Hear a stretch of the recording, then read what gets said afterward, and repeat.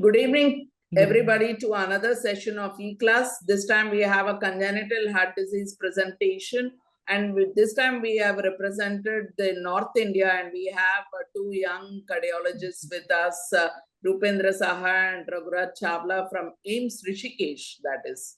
And Dr. Banu Dugal has been kind enough to send her PGs for this case presentation. And we have none other than Dr. Anita Saxena and Dr. Nageshwar Rao, both expert congenital specialists, and ma'am is regular in our sessions. So without much ado, and we have Vanajakshama ma'am with at a very short notice of 2 days, she is ready with a presentation of approach to cyanotic congenital heart disease in adults. So we start off right away with the case presentation. So the examiners are Dr. Anita Saxena and Dr. Nageshwar Rao Koneti. Rupender, you can start. Good evening, fellow colleagues and ma'am, Anita ma'am and sir. Today we are going to present a case. We have Mr. A, 21-year-old male, a resident of Pileebhit from Uttar Pradesh. He belongs to lower middle socioeconomic class and he was the informant himself. He complained of severe fatigue, which started from his childhood, which progressed over last 3 months to NYHA grade 3, which associated with dyspnea on exertion for last 2 years. He was actually symptomatic from childhood. He complained of severe fatigue from childhood, which increased over the last 2 years. Currently, he could walk only few steps, after which he had to squat down to feel better. His parents could not recall any cyanotic spell or any kind of severe bluish discoloration episode. He complains he is similarly dark colored from childhood and relatively darker colored than his siblings, but he didn't notice any worsening or any progression in his discoloration. He also complained of dyspnea on exertion from last 2 years, which has increased over last 2 months to NYHA grade 3. It's not associated with any paroxysmal nocturnal dyspnea, not associated with any orthopnea. He left his school 2 years ago when he was at class 10 due to financial issues, but he started working in a company but could not carry any heavy weights. He was feeling very tired, very fatigued, and he left his job and he was sitting at home. He was going to multiple doctors, but none of the doctors could diagnose for the last 1 year. Finally, he came to us in our institute. When I asked him to show what his episodes were like, when the short demonstration, he demonstrated to me like this, the squatting episode. He didn't have any history of any frequent respiratory tract infection from his childhood. He didn't have any history of pedal edema or abdominal swelling. He didn't give any complaint of cough or any hemoptysis. He didn't give any history of any palpitation or any chest pain. He didn't give any history of syncope. Neither he had any recurrent fever, seizures, limb weakness, any lower limb ulcer or any headache. He was born in a non-consanguineous marriage and he was delivered at term. There was no significant complication recalled by his parents during the pregnancy. He was born at home with a dye and he cried at birth. There was no NICU stay and there was no development delay. He could attain till class 10 with normal average. In his family, he didn't have any significant family history of any congenital heart disease in his family. He has 2 elder siblings who are non-affected and they have children who are non-affected. He didn't give any significant history of tuberculosis or any significant surgical history. His appetite was good, his sleep was not disturbed, bowel bladder habits regular. He had a mixed diet. He didn't have any bad habits or no history of any allergy. So summarizing the history, we have a 21-year-old male who complained of mainly severe fatigue from childhood, which along with a dyspnea on exertion, which has worsened predominantly in last 3 months, which was associated with squatting episode and persistent bluish discoloration. So going from a differential from a history, I would like to keep cyanotic congenital heart disease with tetralogy of Fallot. Can we ask you some more questions on your history? Ma'am, I would like to ask if we actually asked when was the bluish discoloration, but the parents and the sibling, they didn't recall any kind of bluish discoloration themselves. When I pointed out to them that you are significantly darker than your siblings, then only they could tell this with the skin color from childhood. And there was no other significant history of frequent respiratory tract infection or pedal edema, any brow sweating or any kind of So how did you get that history of no history of frequent respiratory infections? Any frequent history of any hospital No, where did you get it from? We are talking of infancy. He's 21 years. He's the only person who has provided you the history. How can you be so sure what happened in infancy? Yes, ma'am. I asked his parents, ma'am, his father So and informant is father, mother, and himself, or only himself? Because you said No. informant is he.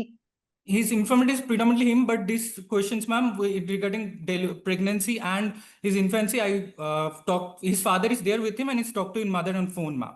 So please, when you describe the informant as him, you need to Yes, ma'am. know that it is, you need to tell us who all are the informant. Even if you get little bit of history from another person, you've Yes, got that ma'am. history. Because you Yes, are ma'am. saying he is the informant and then you are saying no respiratory infections in childhood. Yes, ma'am. How can that be Absolutely. possible?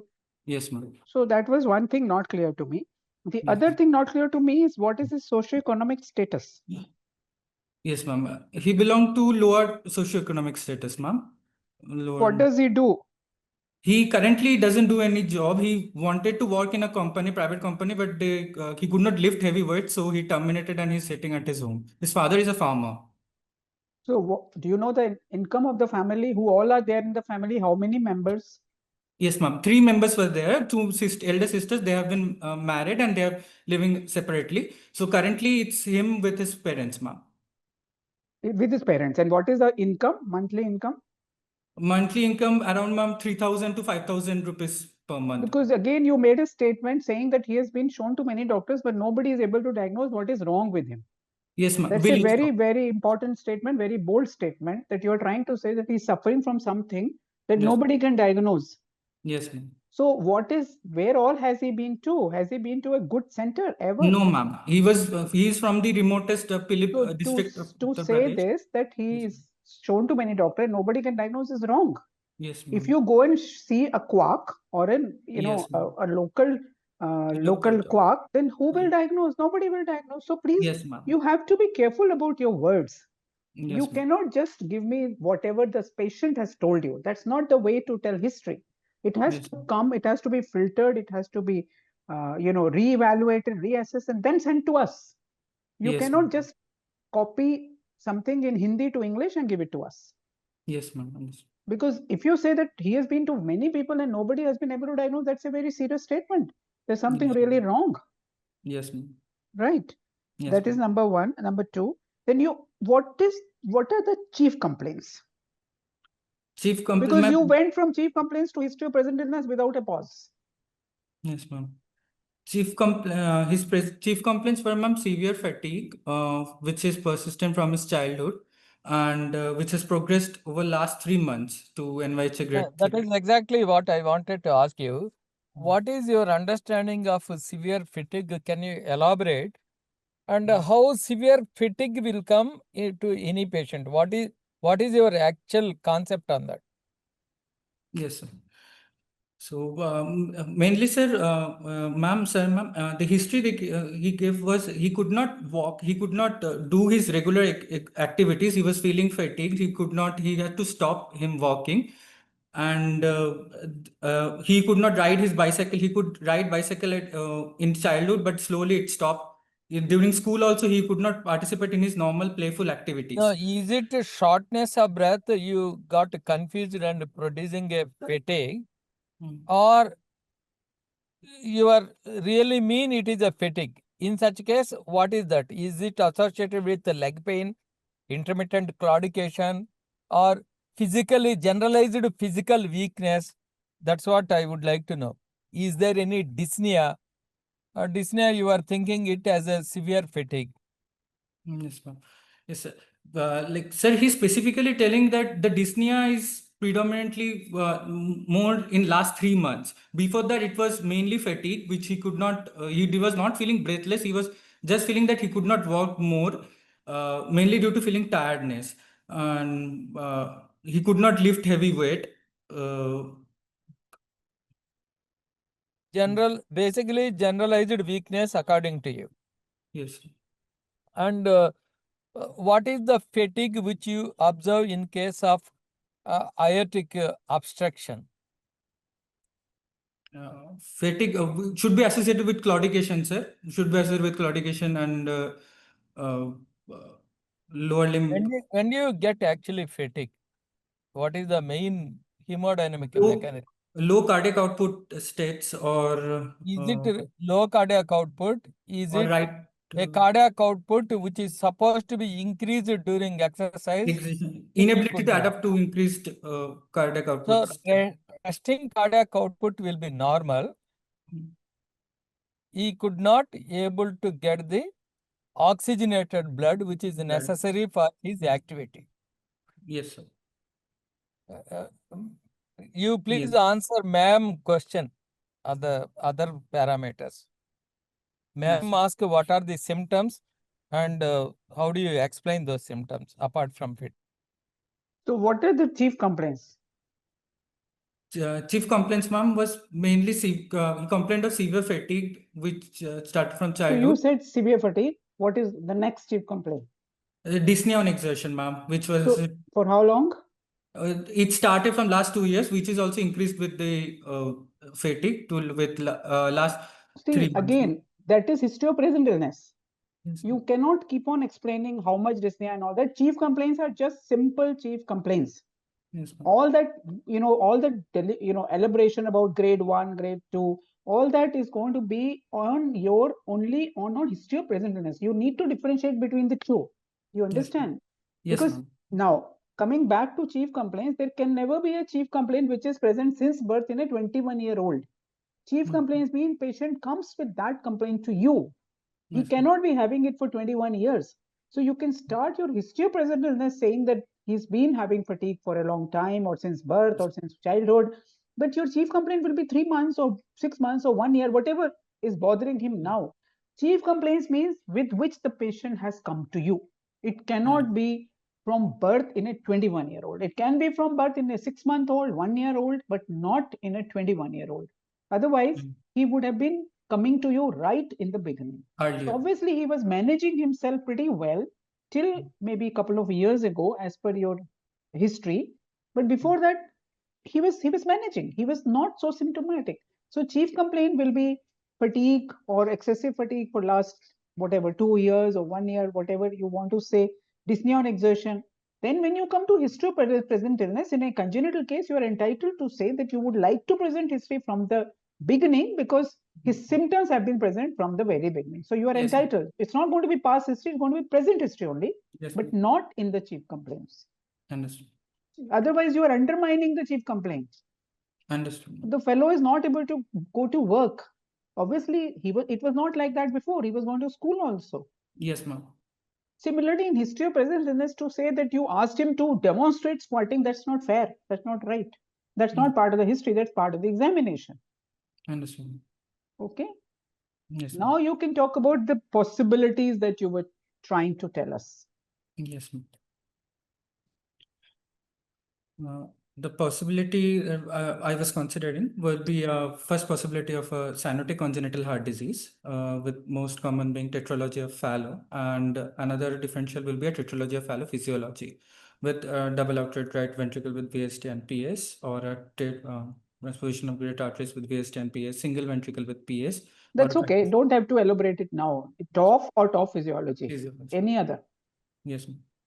Any other diagnosis comes to your mind based on history only. Best. What the history is suggesting of which natural history? You said that one particular problem started during a childhood, infancy, did not seek treatment and progressed over the. What is the natural history of the disease? See, you diagnosed based on natural history of the disease here. Yes, sir. What is the natural history?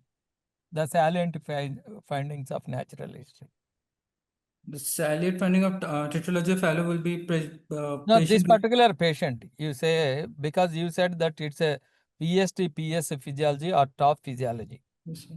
Okay, in this particular patient, you have to summarize the natural history. Therefore, you came to this conclusion. Yes, sir.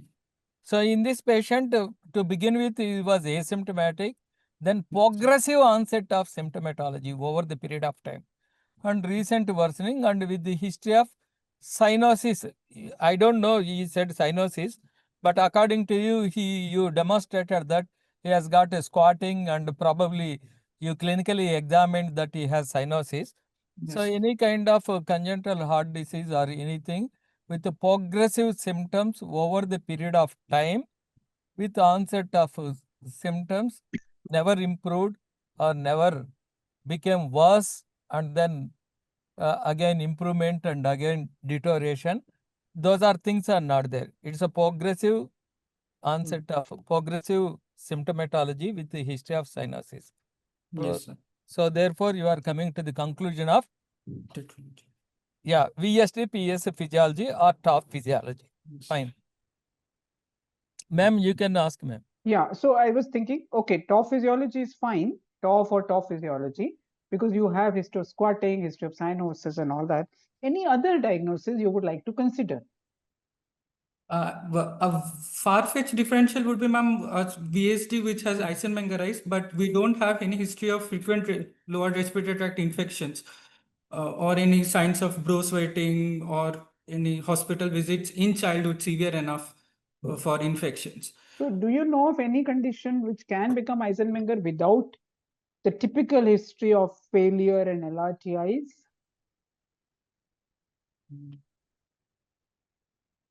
So what When is you the are- typical history of VSD is becoming Eisenmenger syndrome? The natural history. What is the typical history? The typical history of failure and respiratory infection. Yes. Then there will be There period will of asymptomatic state. Symptomatic. Yes. The asymptomatic state suggests that the shunt pH. Then again they will have symptoms in the form of, as you said, shortness of breath, cyanosis, fatigue and all. So is it Yes. there? Yes, sir. The symptomatic of heart failure phase is not there, sir. After that, Okay, what ma'am asked a question is, how many cases, what are the other types of disorder without that typical history?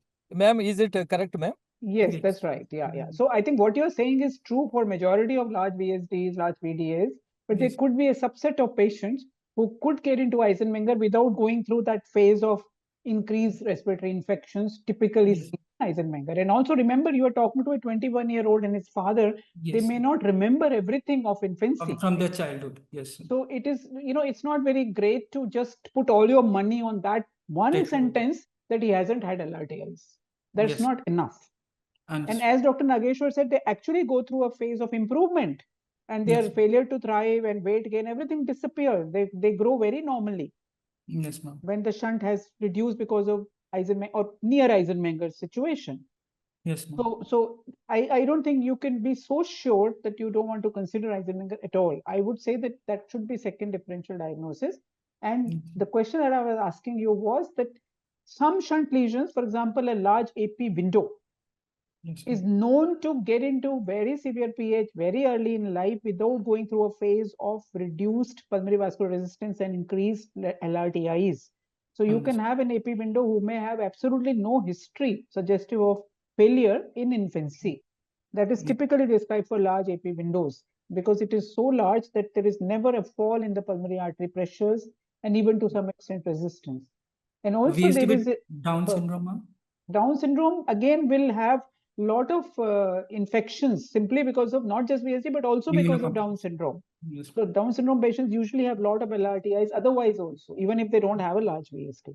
Yes. The second thing is that you should not completely forget about cyanotic group, which also goes into early Eisenmengers. Like if he says that he's been blue from the very beginning, then VSD PD are unlikely because they start to develop cyanosis much later, maybe in the second decade. But this fellow seems to be blue from the very beginning, and therefore you need to think of conditions like single ventricles.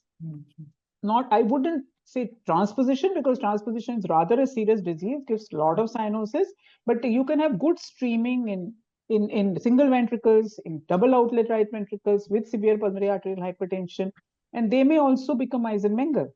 So I think Eisenmenger doesn't only mean VSD PDA. Yes, ma'am. Earlier.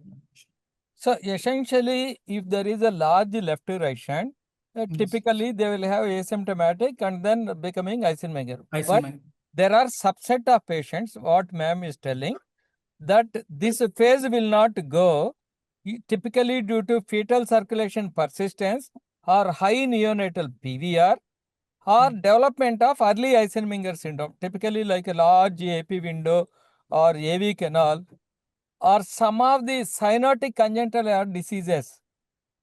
Yes. Like what single ventricle with Admixture physiology, transposition. Increased pulmonary blood flow where balanced is.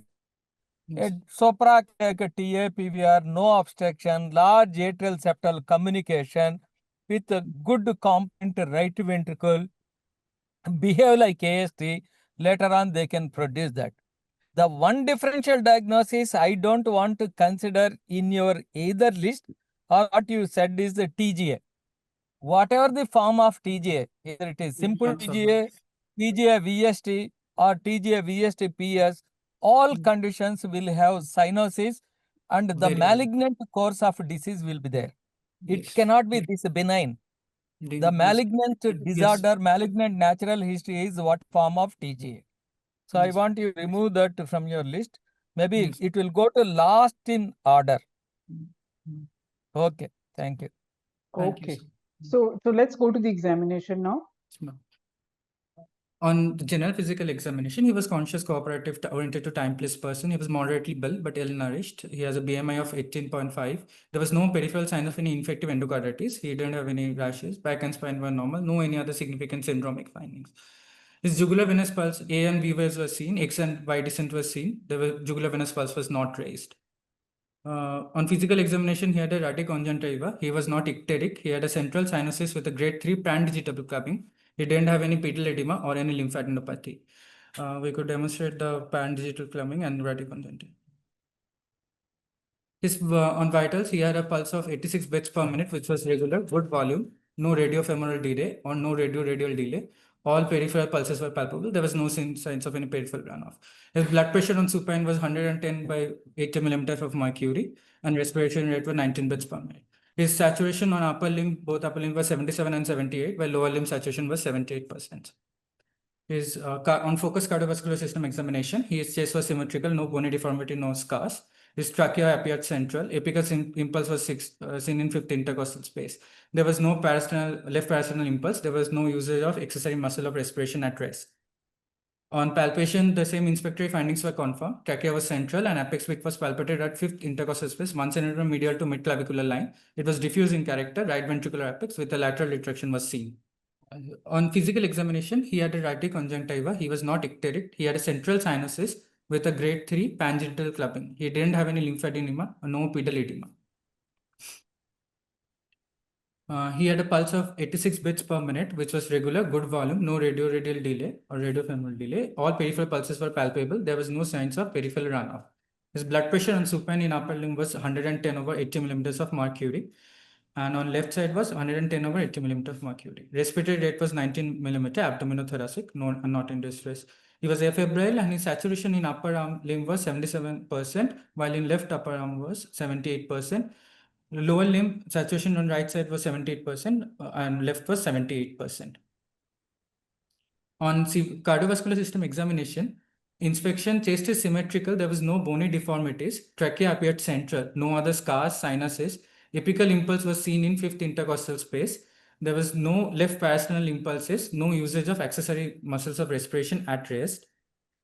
And on palpation, trachea was central and apex width was palpated at fifth intercostal space, 1 centimeter medial to mid-clavicular line. It was diffuse in character, right ventricular apex, and with a lateral retraction seen, ma'am.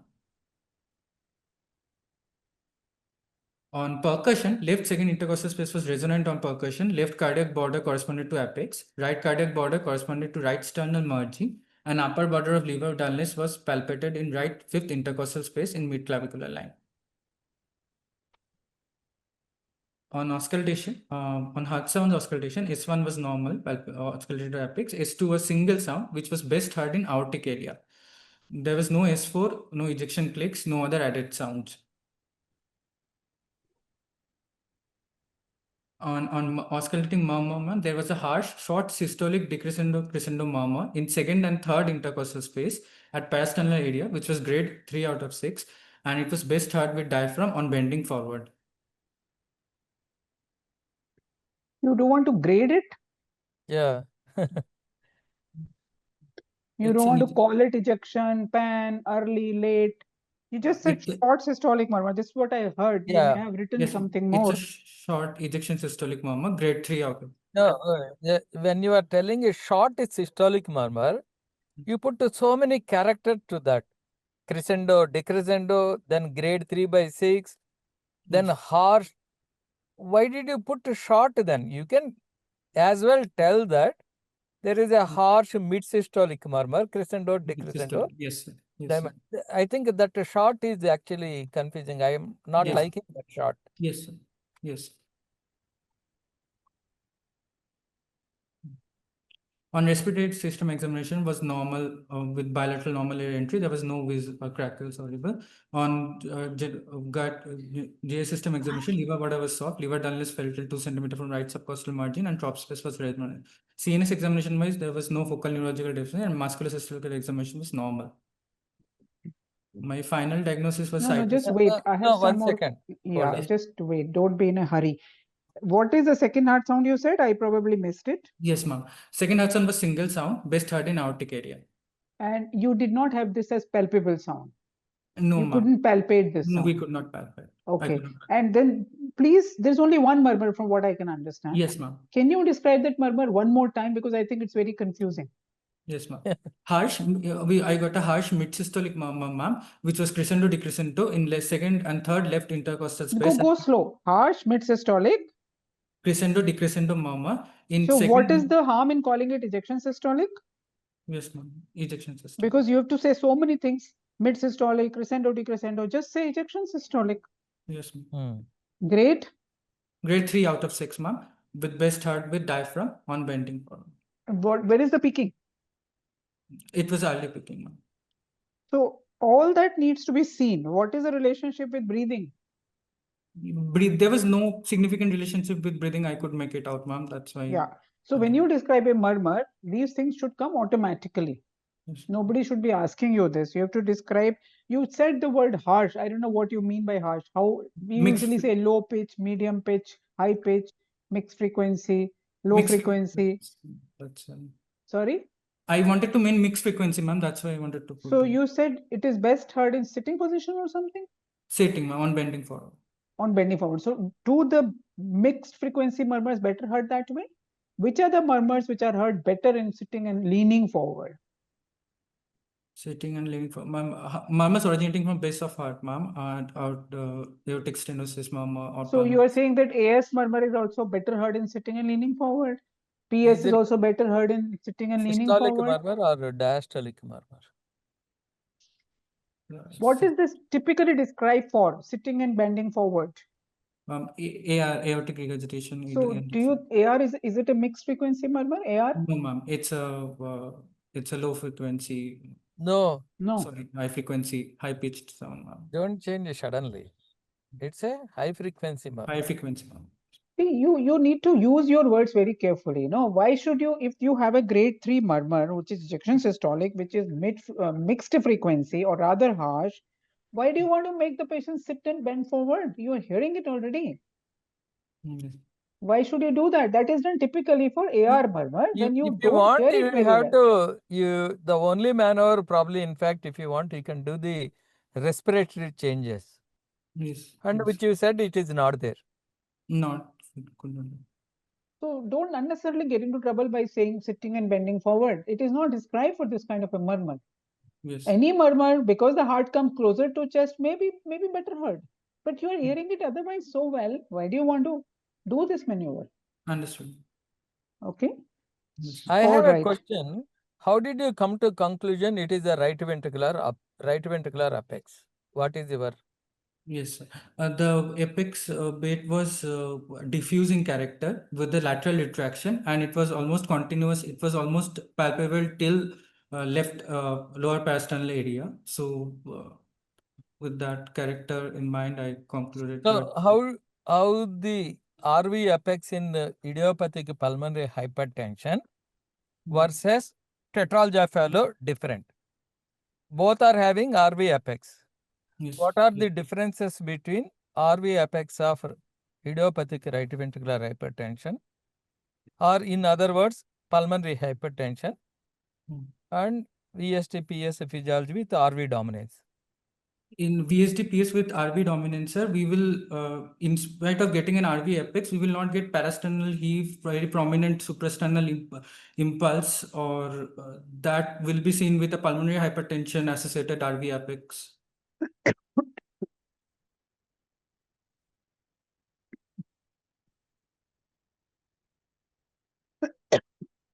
Hello, Hmm. sir. So you didn't say anything about left parasternal lift. You Yes. didn't say no and yes. At least I didn't hear that. Sir, ma'am, I said there was no parasternal heave, ma'am. There is no left parasternal lift. So Yes, the ma'am. question you are being asked is, what is the difference between pH rated RV and a Yes, ma'am. TOF related RV? Is there a Yes, ma'am. difference or no? Yes, there is a difference, So ma'am. what is the difference? pH related RV apex will be associated with a parasternal heave and epigastric impulsations, while the same will not be present with our TOF related RV apex, ma'am, or VSTPS related.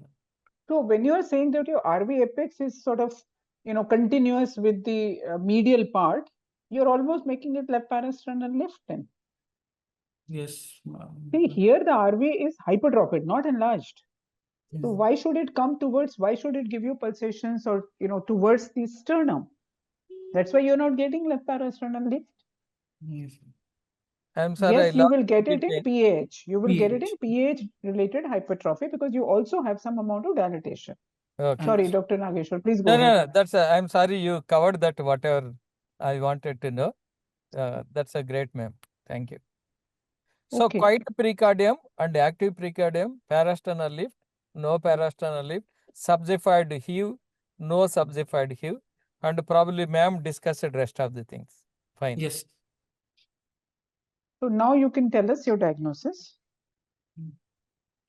My final diagnosis will be situs solitus, levocardia, a cyanotic congenital heart disease with reduced pulmonary blood flow, most probably tetralogy of Fallot, in normal sinus rhythm with no infective endocarditis, currently in NYHA 3. NYHA? 3, ma'am. Heart failure? Not in heart failure. No heart failure? Not in heart failure. JVP. Okay. So now you have committed yourself to TOF. Do you want to have a differential diagnosis or you are comfortable with TOF? Ma'am, I'm comfortable with TOF because a tetralogy of Fallot physiology will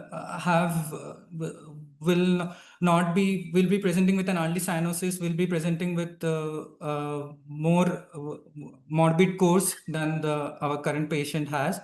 And a tetralogy of Fallot physiology will have other findings, might have a left ventricular apex or might have a elevated JVP.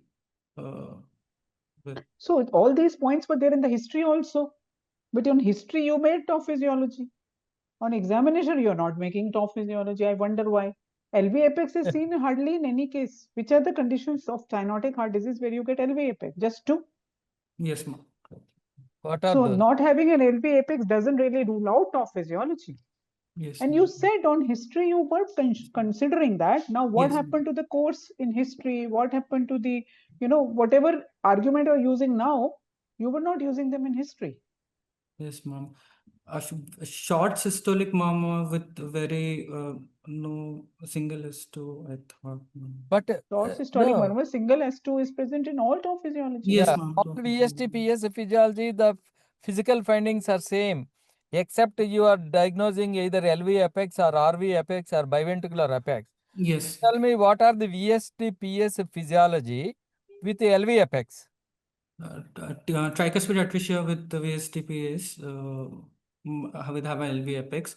Double outlet right ventricle with VST, which is restrictive and giving to left ventricle hypertrophy, may have an LV apex. You are talking extremely rare situation of DRV restrictive VST. Usually in that situation, either unprotected pulmonary blood flow or VST-PS. Why not a single ventricle?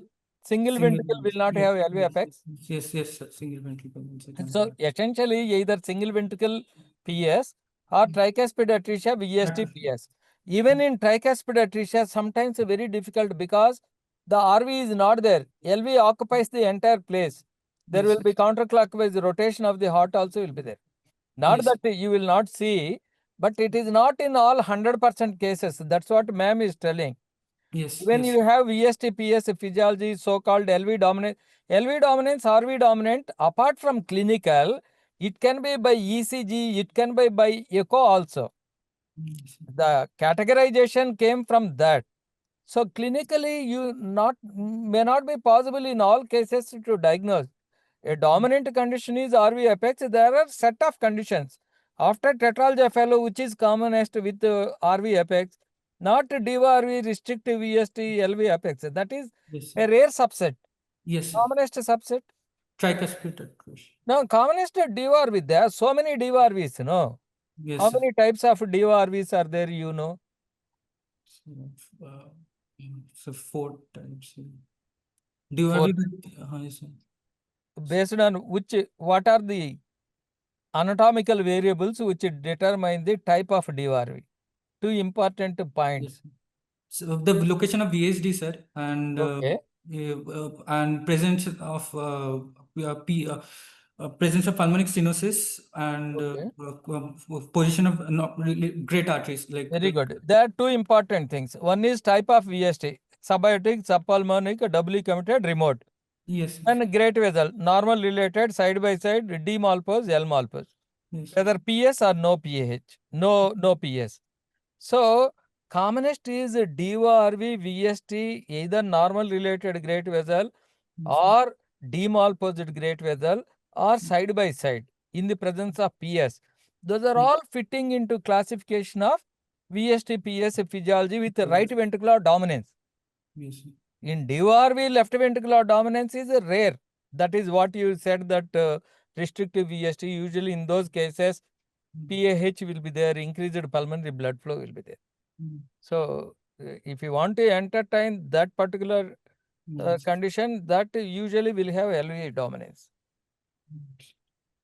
So basically, based on your examination, it is not a wise thing to completely rule out other conditions. You may not consider single ventricle tricuspid atresia if you don't want to, but there are many other conditions that can still have an RV dominance. For example, double outed right ventricle, as was just discussed with you.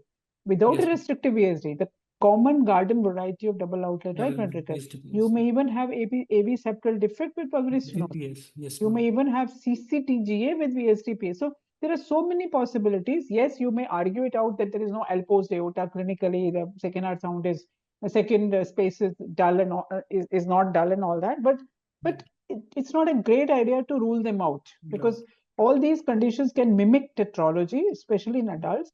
And I mean, you may have a totally different diagnosis if you are so sort of focused on just tetralogy.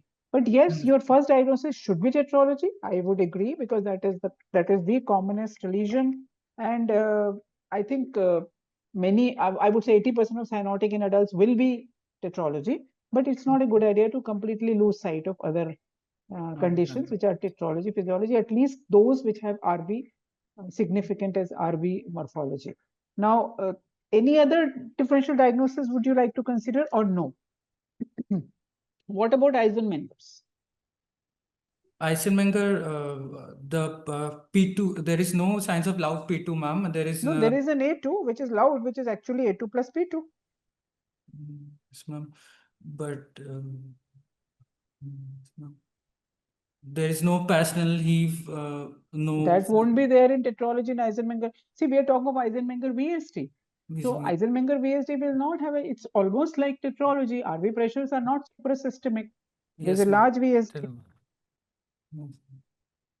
There will not be ejection systolic murmur, ma'am. There will be a pansystolic murmur of tricuspid regurgitation might be there, but there no. First of all, you don't get pansystolic murmur of tricuspid regurgitation in a Eisenmenger VSD or PDA. Remember, RV pressure never goes suprasystemic, so there is no question of TR murmur. There may be some TR on echo, but there is hardly a TR murmur in a post tricuspid left to right shunt. Even when Eisenmenger, unless the RV has failed, which happens much later in life in 50s and late 40s. Now, the issue about murmur is very, very important that you guys tend to miss. There should not be a systolic murmur or ejection systolic murmur in an Eisenmenger syndrome because there's no turbulence.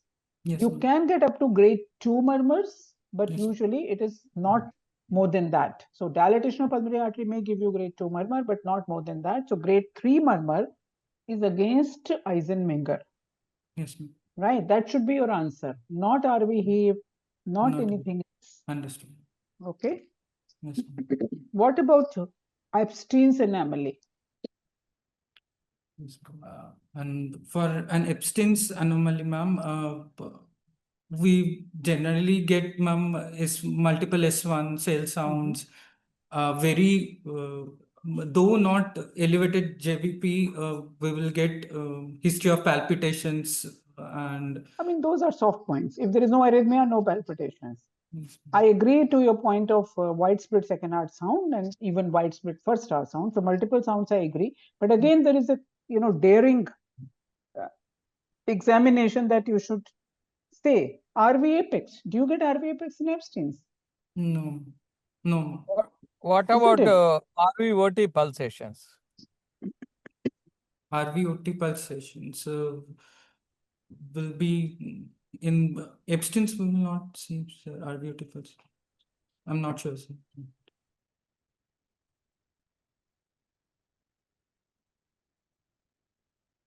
Sir, I'm not sure of RVOT pulse. I think Dr. Nageshwar is probably his connection is lost. Dr. Nageshwar, are you there? So you never get any pulsations in Epstein. Remember that. Yes, ma'am. It's a quiet, silent heart Silent. typically, and of course, second heart sound is also important, right? Yes, So you are practically, talking about TOF and TOF-like conditions, which is TOF TOF. physiology. yes, ma'am. Okay.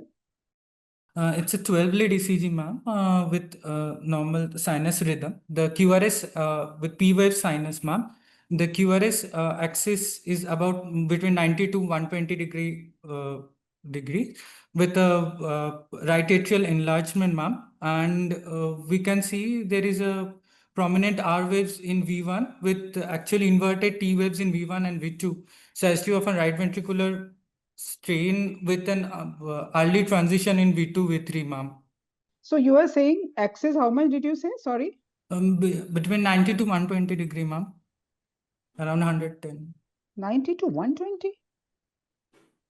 Your 1 is totally negative. Your AVF is totally positive. It has Yes, to be more than plus 135. And your L3 you can see. L3 is positive and more voltages are there. It has to go more than 105, around 120. Around 120. Yeah, it will be more than, I mean, I think 110. it's more like 135. Anyway, and then you said there is right ventricular hypertrophy with a strain. That's the word you used, Yes, ma'am. right? Yes. So do you get strain in No, tetralogy? ma'am. No, So why ma'am. are you getting strain? And did you mention anything about the P wave? Yes, ma'am. Right atrial enlargement is there. P Right. wave. So you have right atrial enlargement and you have strain. These are two Yes. odd points for a tetralogy. Yes, How ma'am. will you explain it? Or do you Ma'am, want to change your diagnosis? Ma'am, I can try to explain by ki there is an the right atrial enlargement can be associated with a tetralogy of Fallot in progressive RV dysfunction in a series by Abraham. There is quite 25% people have right atrial enlargement and right ventricular strain. It might be a accessory tricuspid valve tissue closing the VSD, causing a restrictive defect and a restrictive pattern. That might be a component of So his. that is not tetralogy then, that is Hoffman Gazul's variant. phenomena or yeah. So what I'm saying is these two findings are odd for tetralogy. Yes, and I ma'am. would like you to consider pulmonary stenosis with intact ventricular septum or restrictive Yes. ventricular septum, which is what you are trying to tell me Yes, ma'am. by saying the tricuspid valve is closing. So that's not tetralogy anymore. So these findings are against tetralogy diagnosis, but in adults, you can get these findings. Remember, in adults, you can get high RA, I mean, right atrial enlargement, you can get some amount of strain because especially those who are significantly blue from the beginning because of some amount of RV dysfunction. Yes, So adult tetralogies can show you these features, but otherwise these features are very unusual in a VSD PS. It will be more like a PS with intact ventricular septum, but your findings are not at all that of intact ventricular septum because you have no left parasternal heave. So you have to explain it by the simple method that it is likely that it is happening because he's an adult. I would have expected prominent A wave in the JVP, but you said they're normal. Yes. Prominent A wave in JVP is also not unusual in adult tetralogies. So Adult adult tetralogies are different from typical Pediatric. garden variety of children with tetralogies because they have. Can you enumerate what all abnormalities they can have over Yes, and above ma'am. tetralogy? Yes, ma'am. In a case series by Abraham in CMC Vellore, ma'am, they have enumerated as aortic regurgitation predominant with an LV. There can be an LV diastolic and systolic dysfunction. There can be right aortic arch in 25% of adult tetralogy No, of no, that Mallow. is present in children also. 25% is the figure for everybody, right? No, Aortic no. arch What doesn't. are the ECG changes of tetralogy of Fallot in adult? Yes, sir. What Right are the at- various ECG? Yes, sir. Right atrial enlargement with a was prominent. So right axis deviation and yes, sir. I remember. You can see V5 and V6. V5 and V6, the LV forces are still significantly present. Yes, septal cables. You understand? Because to begin with, it may be pink tetralogy of Fallot. Yes, sir. Over the period of time, It has either demand versus supply yes, sir. or RVOT progressively increase. Yes, sir. So that's why LV forces will persist significantly in tetralogy of Fallot in adults. Yes, sir. And you can see clearly that V2 transition is there. Yes, sir. Early transition. I'll define. Early transition. What is that? Can you please tell? Yes, sir. In it is theorized that the infant the perimembranous VSD lead to a conduction of the electricity from the right to the left side, and there is early transition in V2 since it's the septal. No, we don't call it as a perimembranous VST in Yes, tetralogy sir. of Fallot. Sub- There's a specific malalignment. terminology given. Anterior malalignment of the Yes. interventricular conal septum. Yes, sir. It's a malaligned VST. Yes, sir. So what will happen? Why V2 transition will be there? What is transition, early transition? When the keyword when there is sir R S most than R transitioning from V2 rather than from lower down, sir, because the electric forces will travel through the septum to the right side, from the right side to the left side. The number one is the septal. There is no interventricular septum. It's a cavitary lead. V2 Yes. is a cavitary lead. Number one. So the septal forces are not seen. Second hypothesis is it is exactly on the infundibulum. Infundibulum is an insulated structure. You ask all surgeons, you go to theater or pathology read, infundibulum is an insulated structure, especially in tetralogy of Fallot. That's why Yes. the voltages will not be there. So most of the examiners, they like the cavitatory leads, V2, and Yes. probably infundibular also. Ma'am can clarify that. Yeah, no, I agree. I think most of the examiners would agree to the theory of cavity lead and of course infundibular this thing. But mostly I think if you say that it's a cavity lead and that's why you're not getting the complexes, that should be a good answer for the examiner, right? So in adult tetralogies, you said right aortic arch 25%. I don't agree with that. 25% is the aortic arch in everybody. The aortic arch doesn't change between children and adults. When you Yes, grow up, your aortic arch doesn't become from left to right. Yes. That Right. is absolutely correct, ma'am. So Right aortic 25% arch is not two yeah. different incidents in children and adults. Yeah. Maybe in pulmonary atresia, the incidence of right aortic arch somewhat higher than tetralogy of Fallot.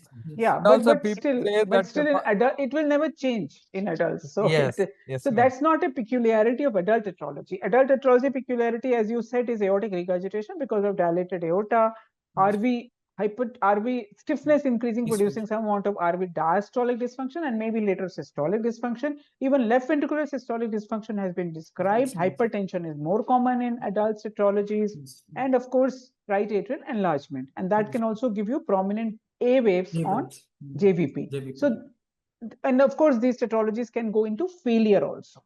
Yes. High adult tetralogies can go into failure. So therefore, you need to differentiate these points from adult and pediatric so that these additional findings can be explained. Like you had RVH. Don't change your diagnosis just because ECG is showing RVH in P. pulmonale. You have physical findings to confirm that it is not a EPS with intact septum. Yes, ma'am. And you can explain these findings by simply saying that in adult etiology, these findings can happen. Yes, Okay, ma'am. go to the X-ray. Yes, ma'am. Ma'am, can you see my X-ray? I won't be able to see, but please carry on. This is a mildly overexposed, well aligned chest X-ray showing abdominal situs solitus, bronchial situs solitus. There is a right ventricular apex with an upturned apex and a reduced pulmonary bay. I could not comment on pulmonary oligemia as this is mildly overexposed, but it appears as mildly overexposed, ma'am. What did you say? You But, can't comment on oligemia Ma'am, or the pulmonary phlegm is little vasculature. overexposed. So, It appears some vessels are there still last 2/3 of the peripheral flail, but but when do you call it's overexposed? when the vertebra in middle will be visible, only 3 vertebrae should be visible, sir. Vertebral bodies. Okay. More than that is. So why but you did are you say seeing it's a right pulmonary atrial? artery, which is so small. You are seeing the right pulmonary artery, which is much Yes, sir. thinner than what you would have expected in an adult. Yes, So ma'am. therefore, I think you should comment that the right pulmonary artery is small. The lateral 1/3 is totally black. And there is a aortic arch is right, ma'am, with the tracheal indentation on the left. But a pulmonary bay, did you comment on pulmonary Its bay? pulmonary bay is empty, sir. It's Yeah. And what is your radiological sign of right aortic arch? Why did you say it is right aortic arch? tracheal indentation is on the left side, sir, and there is Number one, tracheal indentation. Second, you can also see the descending thoracic aorta. descending thoracic on the left side. Yes, sir. Yeah, right descending thoracic aorta. Right. Okay. Okay. So it kind of fits in with your diagnosis of tetralogy. You want to confirm it by echocardiography? Yes, ma'am. If I ask you, besides echocardiography, what other tests would you like to do? What's your answer? Later on, I want to go ahead with the CT Why? Why CT? for workup of collateral circulation. So are you going to catheterize or no? See, Okay. this patient, I believe you know that this patient has to go for surgery. Yes, ma'am. So you have to choose an investigation before surgery. What would Yes, you ma'am. choose? I'd like to get a CT for or any kind of angiography to look for collateral circulations, ma'am. No, is the collateral only bothers you? That's all. The McGune, I would like to look for pulmonary artery sizes, and since right pulmonary artery looks little narrower, we would like to compare if they're sending out and see for the pulmonary artery sizes. What's What your else do you want? checklist of tetralogy fellow? Yeah, what is your checklist? My checklist would be and to assess for collaterals, to assess for McGune, to assess for left ventricular function, to assess for coagulopathy, to assess for any kind of severe hematocrit, and to assess for any other congenital cardiac defect associated. What Suppose about this patient VST? is having a pulmonary Yes, annulus is too additional small. VST. Pulmonary annulus is too small. The surgeon wants to put a transannular patch. Yes. So what is the most important aspect which you would like to see, either by echo or CT or angio, whatever it is? Pulmonary annulus, the pulmonary annulus diameter, sir, and Correct. Pulmonary No, no, annulus no. is already small. It's said it Already is small. He is going to put the patch. transannular patch. I would like to see coronary arteries, sir. I would like to see whether there is a large conus branch or a coronary artery, any anomaly, any RVOT, any kind of coronaries going in front of RVOT or Which coronary goes in front of her? Which coronary anomaly are you worried about? conus branch from RCA might go in front of RVOT. No, that's not important. Most That's not important thing, important. yeah. Most conus branch is commonly it goes actually. Surgeons they don't bother. Most They don't important. bother. LAD from RCA, sir. LAD, if LAD originates from RCA, it So should that not. is the most important finding that you need. And most of these patients end up having a transannular patch, those who are quite blue for a long time. Yes, So ma'am. your coronary anatomy is something that you need to mention first. Yes, Don't ma'am. bother so much about collaterals. Collaterals are hyped. It's the coronary. Surgeon is going to curse you if he finds a coronary coming out of RVO, getting in front of RVOT. it's very difficult for them to do the repair and do the transannular patch. So Understood. now coming back, you need coronaries, you need pulmonary arteries, you need aorta, you need collaterals, you need VST. There could be an additional VST. Additional VSTs. You may miss on echocardiography, especially in an adult of 21 years. Yes, ma'am. What modality are you going to use for defining all these things besides an echocardiography? Invasive catheter study, ma'am. Invasive So catheter. if you're going to do invasive catheter, then why do you want to do CT? Yes, ma'am. Are you getting any further information by CT? No, So ma'am. most of the patients, most of the adults will end up having a cath. So why add another investigation unnecessarily? Yes, ma'am. So you need to think before putting a patient on, under radiation. Yes. Okay. Do you want to see the echo, or we can stop here, Dr. Sujata, if you wish, because echo will be pretty, I'm sure it will be quite typical. But if you want to show, that's fine. Echo, ma'am. Dr. Raghuram, show the echo. Yes. Yes. Good evening, ma'am. Good evening, sir. I'm Dr. Raguraj. I'll be sharing a short presentation on the echocardiographic features of the same patient. Starting on with the first view, this is subcostal subxiphoid view showing two major vessels. I'll be showing the Doppler findings of the same in the next slide. This is another short axis view showing the ventricular septum going towards the left, showing confirming its levocardia. This is another subcostal view, third one, showing the connection between the inferior vena cava and the right atrium. This is the both the vessels Doppler when we have put the vessel on the right is showing the vessel on the left is showing a pulsatile waveform confirming its aorta, and on the right is showing a continuous non-pulsatile waveform showing its inferior vena cava, confirming that the patient has situs solitus and levocardia. Very good. Then moving on to the parasternal long axis view, it's showing left atrium, left ventricular, and a right ventricle. We can see that the right ventricle is enlarged. There's a large malaligned ventricular septum defect. We can see when we applied the color Doppler over the defect, it's showing a predominantly right to left shunt, blue color jet showing signifying it's a right to left shunt. 1 second, you just Yes. wait. What is the level of shunt in tetralogy of Fallot you generally see? At great Where is the- arteries. Where is the admixture? At arteries, Where sir, is great the- arteries, sir, rather than the ventricle. So both the ventricles will pump into Aorta, sir. aorta, and the right ventricle predominantly pump into pulmonary artery based on the amount of the antegrade flow.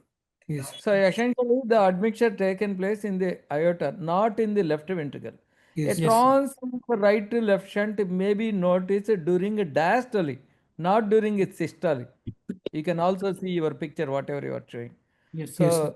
from the exam point of view also, the admixture taken place in the ventricle, usually in the single ventricle or double outlet right ventricle. Whereas in tetralogy of Fallot, It's most a- of the time admixture taken place in the aorta. Aorta. Aorta. Yes. Okay. This is a M mode of the left ventricle in the parasternal long axis view. This is another in the parasternal long axis view. We tried to measure the dimension of the ventricular septum defect. It was 17 mm. This is a offset view showing right ventricular free wall thickness. It's 15 mm, which is increased. This is a parasternal short axis view at the level of mid papillary level in the LV. It's showing that they're showing the paradoxical movement of the interventricular septum and showing a hypertrophied right ventricle. So this is a parasternal short axis view at the level of aorta, showing a large VSD, ventricular septal defect. We applied the color Doppler over this defect, and this is another parasternal short axis view showing a turbulence at the level of pulmonary right ventricular outflow tract and at the level of pulmonary wall. when we applied a continuous wave Doppler over this turbulence, we could see that the maximum gradient was 96 millimeters of mercury, signifying a severe pulmonary stenosis. Yeah, stop there, stop there. So what you are seeing, echo, is there is infundibulum. You can see the conal septal deviation beautifully. Yes, yes, sir. That is producing mild infundibular stenosis and predominantly valvular. Yes, sir. As evidenced by in Doppler. Yes. Doppler also you can see two signals.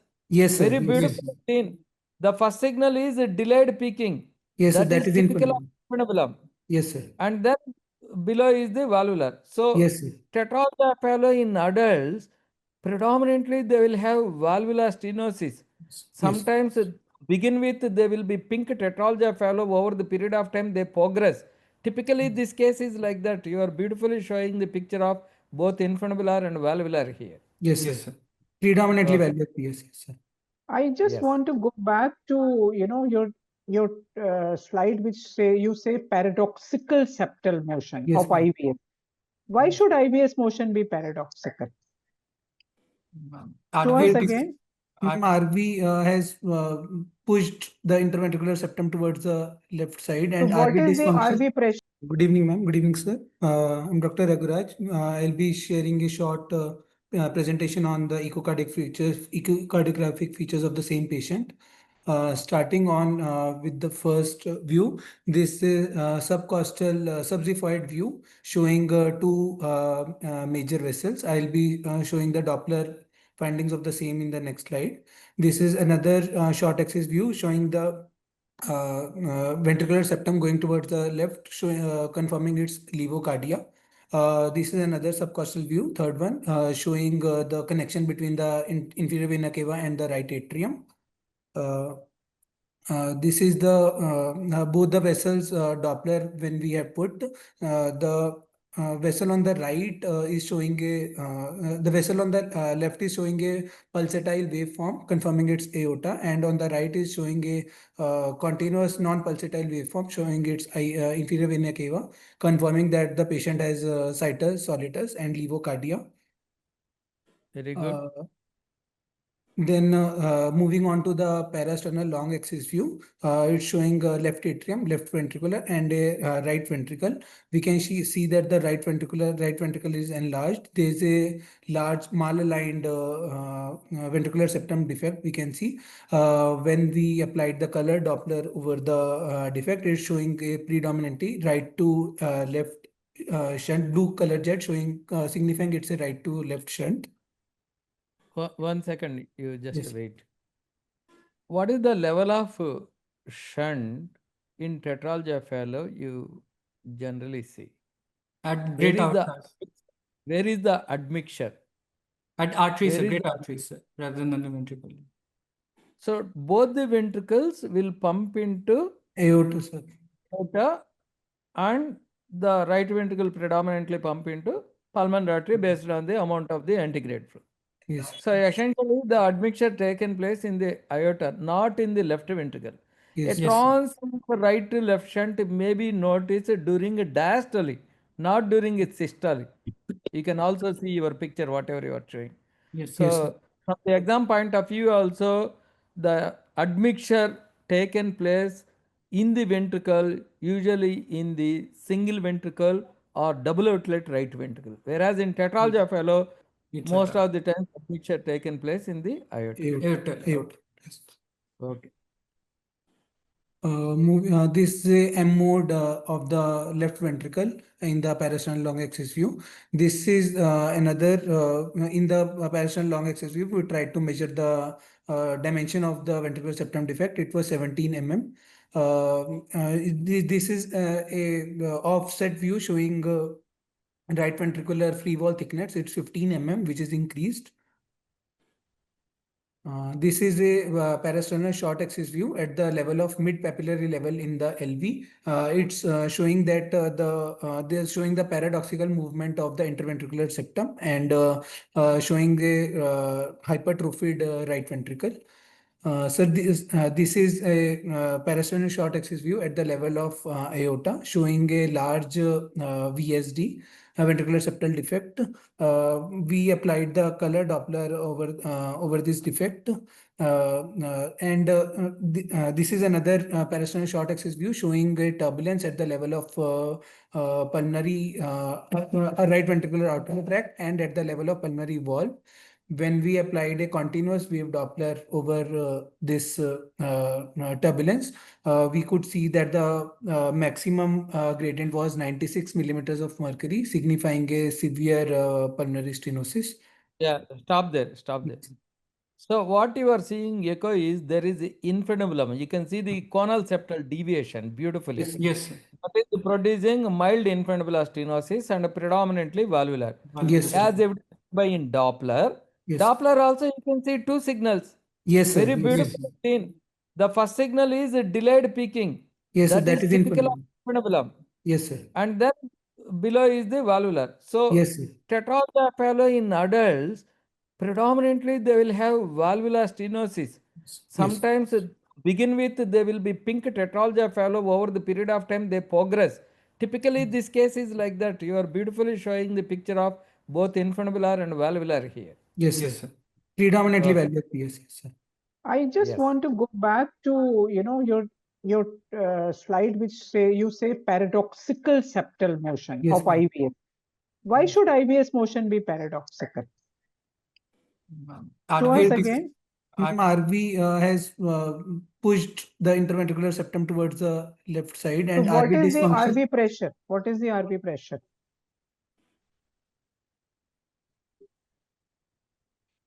Ma'am, by Patient has a systolic blood pressure of 110, ma'am. So right ventricular pressure should be 110. So why should the septum Very become good. paradoxical? That's the question. because of RV dys. Because Is the there valve- RV dysfunction? Is the In- RV dilated? So why are you calling RV dysfunction? Because if you say RV dysfunction, your surgeon will refuse surgery. Yes, So you ma'am. have to be very careful. Yes. Whatever you say is your diagnosis. Yes. Yes. And the surgeon will take it at face value and he'll say, okay, I won't operate. So remember, in tetralogies, you don't get paradoxical septal motion unless the BSD is closing and the RV pressure becomes suprasystemic. Yes, ma'am. So I don't think it is paradoxical. You can check again, but best is to talk about paradoxical motion on M mode. On 2D, you Yes. may be wrong. Okay. Understood. Yes. Okay, go ahead.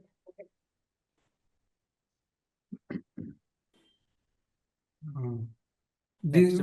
We could not get good subcostal views. We have tried to focus on the atrial septal defect in the short axis view at the level of aortic level, showing the intraatrial septum going down from the non-coronary sinus. We did not see significant flow across the intraatrial septum. But most important thing is the pulmonary artery sizes, Yes, anatomy. sir. We have showed. Sir. Yes. So you have to measure at what level. Yes. Okay. Should also comment on aortic valve, aortic dilatation, aortic regurgitation in an adult. Yes. What is Megun's ratio? Meggun's ratio is 2, sir. I've shown in the later slide, sir. It's 2. But what is that? Can you tell what is Sir, Megun's? it's it's a ratio, sir. The addition, numerator is the addition of the dimension of left pulmonary artery and right pulmonary artery just before bifurcation, and denominator is the diameter of the descending aorta, sir. Not bifurcation. Pre-hilar. Yes. How Is much the should it be? scientific term. Ma'am, more than 2 is desirable, but it depends on the center and the surgeon. More than 2 is desirable, but more than 1.2 is at what most surgeons operate. 1.2. Ma'am. So you from 2 you have gone to 1.2. That's a lot of difference. Usually 1.5 is what they want. 2 is very unusual. You are trying to say that each pulmonary artery is as big as descending thoracic aorta, Descending which is aorta, rather that's a- big. Yes, So ma'am. 1.5 is good enough. In fact, in Fontaine also they don't want 2. They want less than 2. But yes, 1.5 is good Excellent. enough. Also, I think these days we talk of Nakata index. So please get into the habit of measuring Nakata index. I hope you know what is Nakata Yes, index. ma'am. Yes, ma'am. In absent pulmonary valve syndrome, you will see the pulmonary artery sizes very big. Yeah, Dilatation of the pulmonary arteries, aneurysmal dilatation. right. Okay. So your next step should be This apical four-chamber view, showing no significant flow across the tricuspid valve and across the mitral valve. This is No significant regurgitation. regurgitation. Not Yes, regurgitation across the tricuspid of the mitral. so often, very rarely, the left ventricle may be small and RV may be forming the apex in tetralgiophalan, especially when there is AST and all. So therefore, LV size, and you have to profile complete LV in tetralgiophalan. So rarely hypoplasia of the LV is noted, especially if you have an overriding more than 50% and all sometimes. So Yes. you should also find that the apex is formed by the left ventricle here. Yes, sir. Yes. Okay. Going towards the RV function indices, sir. RV S prime is 11 centimeters per second, which is normal. TAPC is 16 mm, which is mildly reduced. This just apical four-chamber view. Okay, nice picture. This we tried to show any other associated VSDs, which we could not find any other associated VSD. This is another view across the tricuspid valve. No regurgitation. How to profile additional muscular VSTs in We can tetralgiophalan in an adult? We can see in the short axis, parasternal short axis view. We have to reduce the color Doppler velocity, sir, to the minimum Very and good.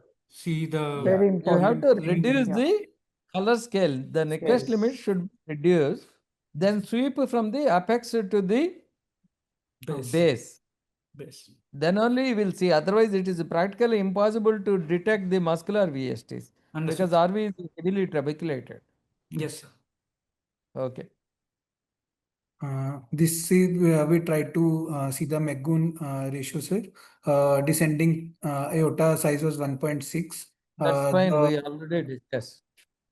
Yes. Right pulmonary artery size is 1.1 and the left pulmonary size is 2.1 centimeter. So McGoon Why ratio. is that a disparity?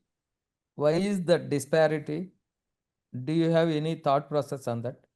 The flow is flow is directly to the left pulmonary artery, sir. So the selective. That's correct. Why? Why is that? Because of the infundibulous atom, it's like the quant affecting out. No, 60% of the tetralgiophala often associated with the bicuspid pulmonary valve. If the bicuspid pulmonary valve and predominant valvular PS, the jet affected to the LPA will be there. LPA may be dilated. Yes. Okay. Yes. As so in adult tetralgiophala, this patient also we saw your Doppler showed very classically valvular rather than infundibulous. Yes. So that's why sometimes LPA will be, in case of severe tetralgiophala where the PDA is present. If PDA is present, again LPA will become smaller. Okay, so here to begin with, it may be pink tetralgiophala. Please go ahead. This is view 3D view to see the LV function, sir. LV ejection fraction was 58% by the biplane methods. This is the view pulse wave Doppler across the mitral valve to see the diastolic dysfunction of LV. LV E by A ratio was 1.28 and E by E prime ratio was 8, sir. There was no diastolic dysfunction in the left ventricle, sir. Okay. Why did you do this?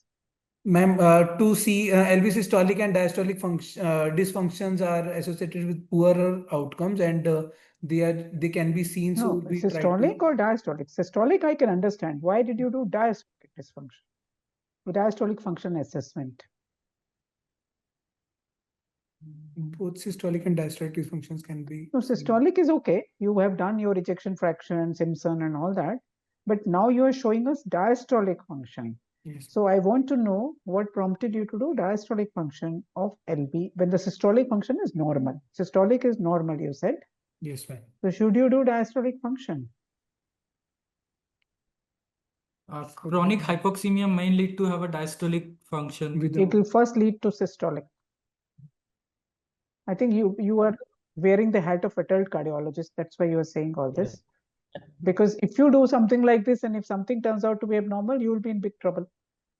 Because Understood. surgeons look at these things very minutely. I don't think you should overdo things, Okay. you know, and Yes. and you know, getting diastolic and diastolic pressure in a tetralogy of LV is very easy because you have RA pressure. Yes, ma'am. Whatever is RA pressure is RVTP, and whatever is RVTP is RVTP is nearly LVTP. same as LVTP. So Yes, don't ma'am. get into these, unnecessary details. Okay. In a tetralogy, if your systolic function is abnormal, yes, go ahead and do whatever you want. Yes. But you're going to catheterize, you're going to get pressures. There's Yes, no ma'am. Yes, ma'am. obvious systolic dysfunction of the left ventricle. Then why do all this? It will just Yeah. increase your work and it may put you in trouble because these parameters are not 100%, correct. There are Okay. fallacies to these parameters. And you're going to Yes. catheterize anyway. You're going to do all your diastolic pressures over there. Yes, ma'am. Yes, ma'am. The diastolic dysfunction happens as the age advances, typically in the fourth decade and all, where the SVR increases, Yes, sir. age-related phenomena. Yes. That Yeah. time you will see that one. So Yes. that's why they develop a heart failure during that period. Right, right. Yes, Yes. yes. And usually it is very rare to see diastolic dysfunction with a normal systolic function. That will be extremely rare, unless they're hypertensive. If they're Yes, ma'am. hypertensive, like any other hypertension, they will get diastolic dysfunction. Yes, But ma'am. otherwise, simply because of tetralogy, diastolic dysfunction will not happen before systolic happens. Yes. Understood. Okay. Yes, suprasternal I view. think you have to for finish fast because they have to, go last further. slide. Yeah, This is that's fine. I suprasternal. think aortic arch and all profiling in adult, Could it's be. a collateral looking and all is very difficult. Yes. If it is obvious, we can see. Otherwise, we may not be able to see. Yes. Ma'am, Okay. we'll go to next. Yeah, I agree. These Is are there- final Has diagnosis. this patient been catheterized? Not yet, ma'am. We We're are planning to. Okay, okay. Yes. Okay. All right. So you're planning catheterization and then you will be. We already discussed what all information you require during Yes, ma'am. Yes, catheterization. ma'am. Yes, And then, Thank of course, surgery. What is the what kind of risk are you going to give him? Pulmonary. His family is going to ask, is my patient going to be fine after surgery? What is the risk of surgery? What is the risk of post-operative problems? Ma'am, progressive pulmonary regurgitation leading to RV dilatation. No, and first right is heart- immediate and then delayed. First, what is the immediate Post-operative. intra-op and post-op risk, and Yeah. what is the mortality you're going to quote? Again, I'm not judging your surgeon. I'm just saying in general, what do you think is the mortality of a tetralogy correction or repair, whatever you want to call it, at 21 years of age? Intracardiac repair will have a mortality of 5 to 10%. 5 to 10%. What is the mortality in children? Children, Even less. even less. Even less means what? So you think 10% is Worldwide. less? No, No, ma'am. It's It's more less. See, nobody accepts a mortality of more than 1% these days. 1%. Yes, ma'am. So in children, it has become very safe, under 1%. Yes, And I would yes. just put it twice in the children. I would put it at 2%, max of 5. 10% is a very Yeah. high mortality. I Yes, don't ma'am. think the patient's family will agree to it. Yes. So you have to Worldwide, less achieve than 2.5% in children. Whereas in adults, maybe more. 2 times, as ma'am is telling, Yeah. that yeah, could yeah. be 5% actually. Yes. So I think you have to achieve that kind of mortality. Yes. Obviously, we're talking of ventricular functions being normal. Yes. Patient ma'am. is not in heart failure or anything. Of course, if there are those issues, are there complications, then it's a different issue. Yes, ma'am. So if he doesn't want to get operated, supposing he was class 2, he's been living till 21 years of age, he says, why should I undergo surgery? You are telling me my mortality risk is 5%. So how will you convince him to get surgery done? And progressive infundibular. उसको नहीं पता ना infundibular क्या होता है. जी ma'am, I will quote him the mortality, like only 1/3, 10% lives till 20 years of age. More than 30 years, only 5% lives. So he'll say, okay, I'll live less. I'm fine with that, but you're killing me now. So how will you convince him? So mortality is one. There is morbidity. Yes, What ma'am. morbidities can he get into? An adult with tetralogy. Ventricular failure leading to Polycyclic infects. What else?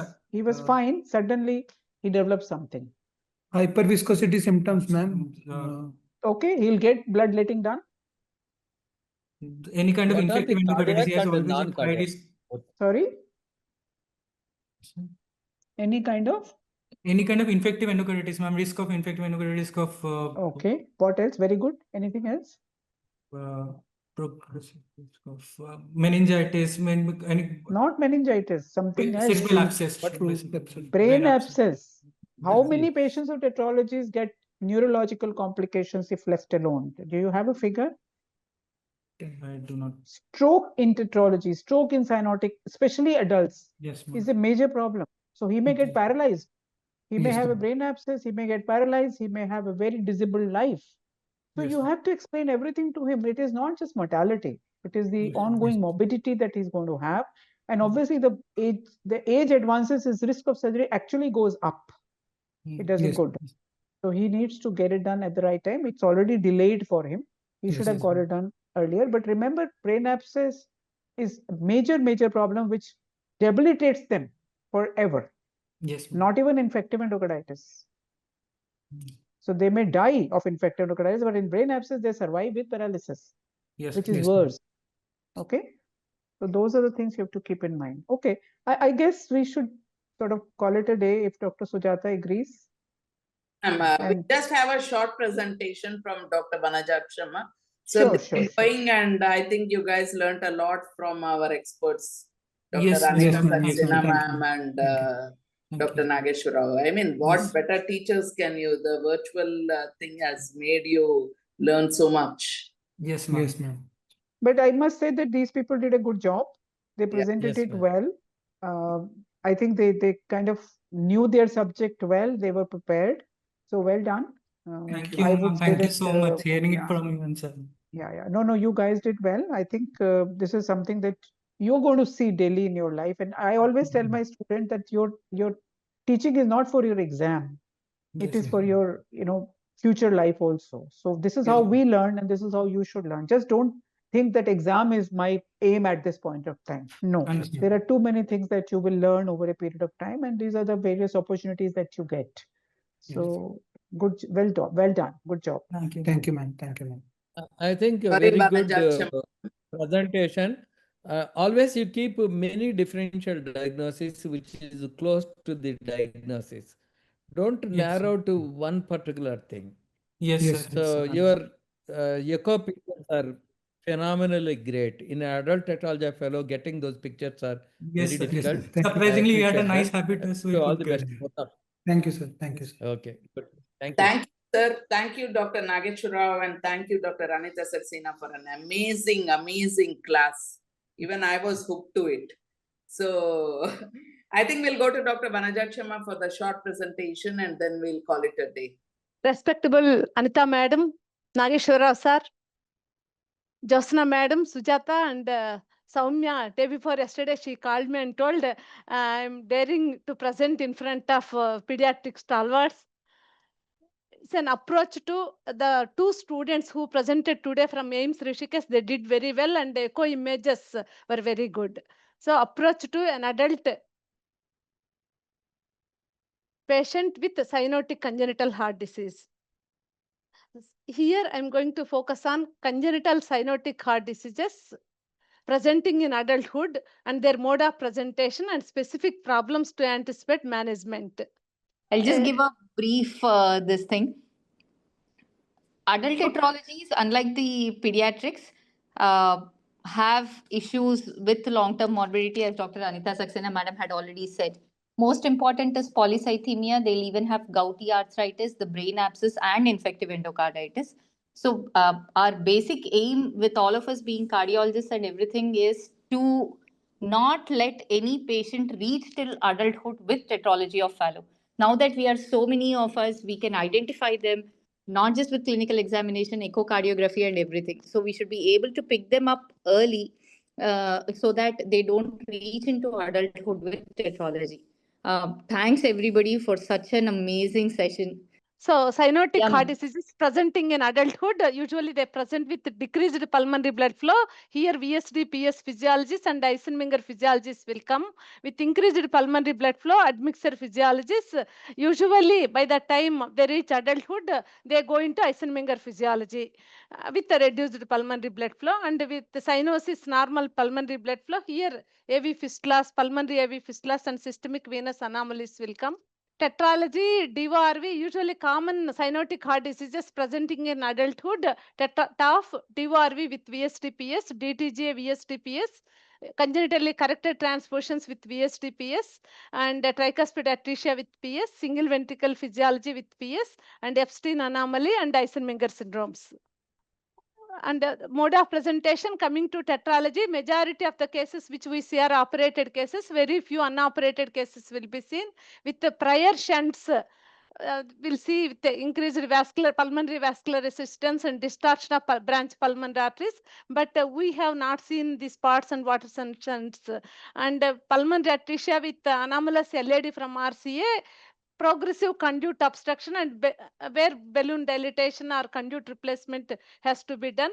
With ICR, TAF, tetralogy, nowadays, which is commonly followed, 20-year survival is more than 90%. And these patients, even though they survive, survival rate is good, and they may develop chronic pulmonary regurgitation, residual RV aorta obstruction, RV dilatation, RV dysfunction, exercise intolerance, and with QRS more than 180 milliseconds, SVTs, VT, aortic dissection, and risk for sudden cardiac death is also more in this subset. And for branch PS stenosis, balloon dilatation can be done, and severe pulmonary regurgitation, transcatheter pulmonary valve replacement with regurgitant fraction more than 25%, and objective criteria. And DTGA, atrial switch, they can have tachy and bradyarrhythmias, for which radio frequency ablations or pacemaker or ICDs can be done. Baffle obstructions, baffle leaks, systemic ventricle failure, systemic AV valve regurgitation, and again risk for sudden cardiac death. And mustard operation, usually SVC-RA junction obstruction can be there, and they present with SVC syndrome. And obstruction at IVC site is less common. With sending pulmonary venous obstruction is more common. And presently arterial switch is often done. And here 20-year survival is more than 95%. And again the complications after arterial switch are pulmonary stenosis, progressive pulmonary stenosis, coronary ostial narrowing, and a risk of sudden cardiac death. And CCTGA,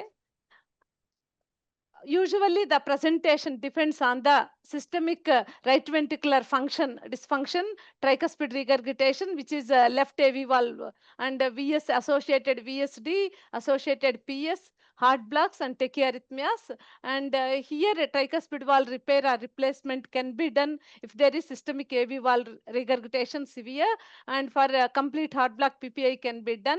And in later period of life, if double switch operation is anticipated, if there is no pulmonary stenosis, PA banding can be done to increase the left ventricular pressure, and double switch operation can be done.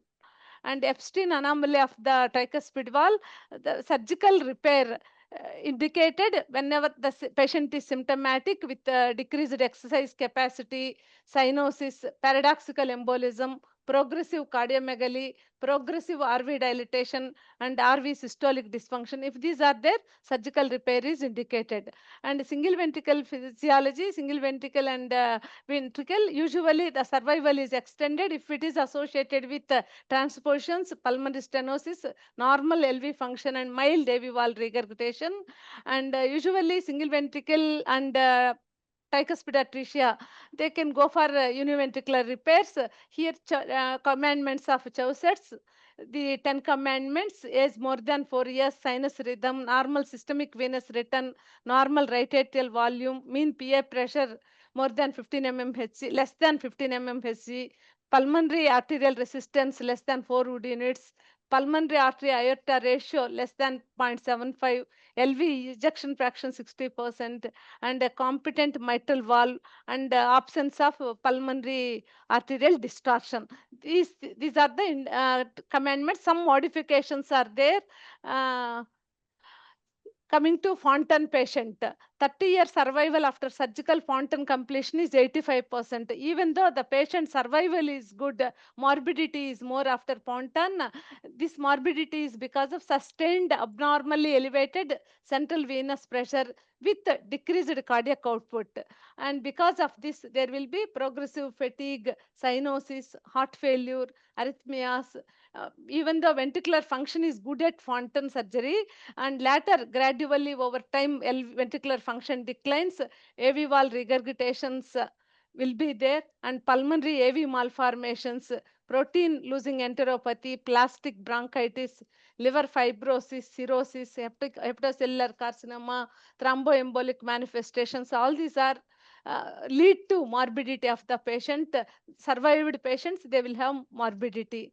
And coming to Eisenmenger syndrome, usually the left to right shunt lesions and admixture physiologies, truncus TAPVC, all these patients, they present with Eisenmenger syndrome. Usually we'll see these patients. The treatment, adequate hydration, phlebotomies, and endothelium receptor antagonists, and available IV prostacyclins, and where feasible, lung or heart-lung transplantation can be offered. And in SIMS, SPCHC, Padmavati Children's Heart Center, one of our DM students studied 150 Guch patients, and among them 27.3% are cyanotic heart diseases. Among them, TOF comprised 56.7% of patients, Eisenmenger syndrome in 24.3%, TAPC in 8.1%, and VSD pulmonary atresia 5.4% of the patients, and CCTGA in 5.4%. And presentation, clinical presentation, all these things, all these are unoperated Guch patients, 150 unoperated Guch patients. These are the diagnosis, their presentation, all these things I have not analyzed because of the short time. Thank you very much for the opportunity. Thank you, ma'am, for sharing your expertise from SWIMS. And I thank all the attendees, and I thank especially Vanaja Shamma, Nageswara sir, and Anita Saxena madam. And of course, this presentation would not have been possible without help from Soumya. Thank you, Medgami, for hosting us. Thank you, one and all.